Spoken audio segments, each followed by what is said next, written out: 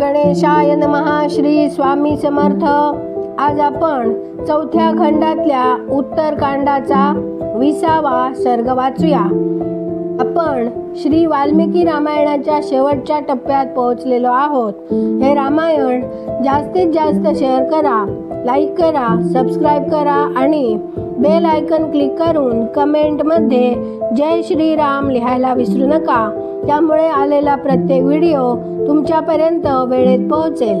आता आपण 20वा सर्ग वाचूया. अगस्त्यांनी पुढे आख्यान चालू ठेवले. वेदवतीने अग्नीत प्रवेश केल्यावर रावण पुष्पक विमानावर आरूढ होऊन पृथ्वीवर सगळीकडे भ्रमण करू लागला. त्या यात्रेत उशीरबीज नावाच्या देशात पोहोचल्यावर रावणाला असे दिसले की राजा मरुत देवांबरोबर बसून यज्ञ करीत आहे. त्यावेळी साक्षात बृहस्पतीचे बंधू तसेच धर्माचे मर्म जाणणारे ब्रह्मर्षी संवर्त संपूर्ण देवांनी घेरलेल्या अवस्थेत तो यज्ञ करीत होते. ब्रह्मदेवांच्या वरदानाने ज्याला जिंकणे कठीण झाले होते त्या राक्षस रावणाला तेथे पाहून त्याच्या आक्रमणाने भयभीत होऊन देवांनी तिर्यक योनीत प्रवेश केला. इंद्र मोर, धर्मराज कावळा, कुबेर कृकल म्हणजे एक पक्षी आणि वरुण हंस झाला. अशाच तऱ्हेने इतरेतर देवही जेव्हा विभिन्न रूपात प्रवेश करते झाले तेव्हा रावणाने त्या यज्ञमंडपात प्रवेश केला. जणू कोणी अपवित्र कुत्रा तेथे आला आहे असाच त्याचा प्रवेश भासला.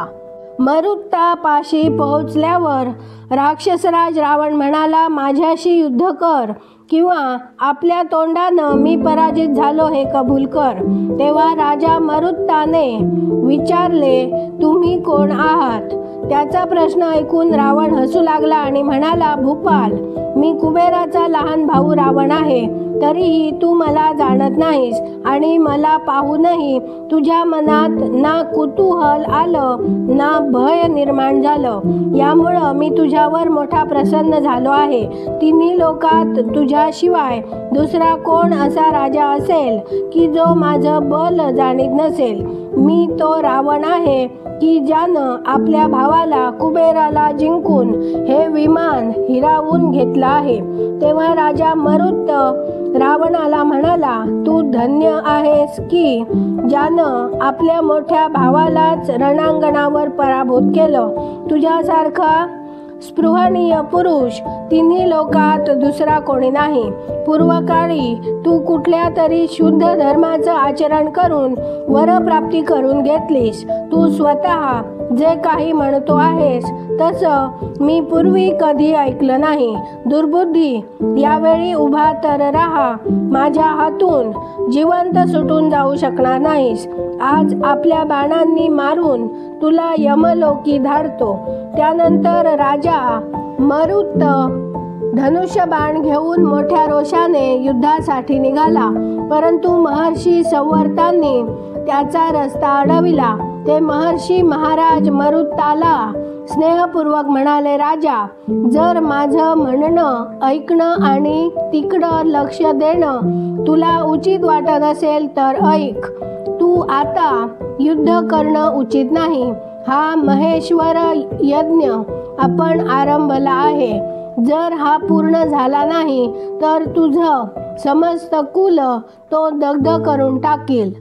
जो यज्ञ दीक्षा घेऊन बसला आहे त्याला युद्धाला संमतीच कुठली? यज्ञदीक्षित पुरुषाच्या ठाई क्रोधासाठी स्थानच आहे कुठं? यज्ञात आणि युद्धात कुणाचा विजय होईल या प्रश्नानं सदैव संशयाची निर्मिती होते. तिकडे तो राक्षस अत्यंत दुर्जय आहे. आपल्या आचार्यांच्या या कथनामुळे पृथ्वीपती मरुत युद्धनिवृत्त झाला. त्याने धनुष्यबाण त्यागले आणि तो स्वभावाने युद्धविन्मुख झाला. तेव्हा तो पराजित झाला असे मानून शुकाने ही घोषणा केली की महाराज रावणाचा विजय झाला आणि तो मोठ्या हर्षाने उच्च स्वरात सिंहनाद करू लागला. त्या यज्ञात येऊन बसलेल्या महर्षींना खाऊन त्यांच्या रक्ताने पूर्णतः तृप्त होऊन रावण पुन्हा पृथ्वीवर संचार करू लागला.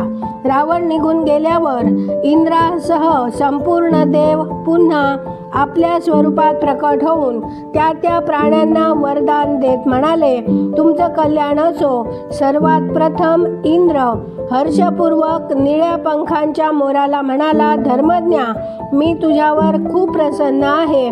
तुला सापाचं भय राहणार नाही.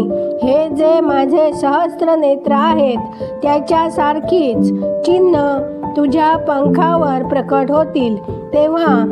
जेव्हा मी मेघरूप होऊन पाऊस पाडीन तेव्हा तुला मोठाच आनंद प्राप्त होईल.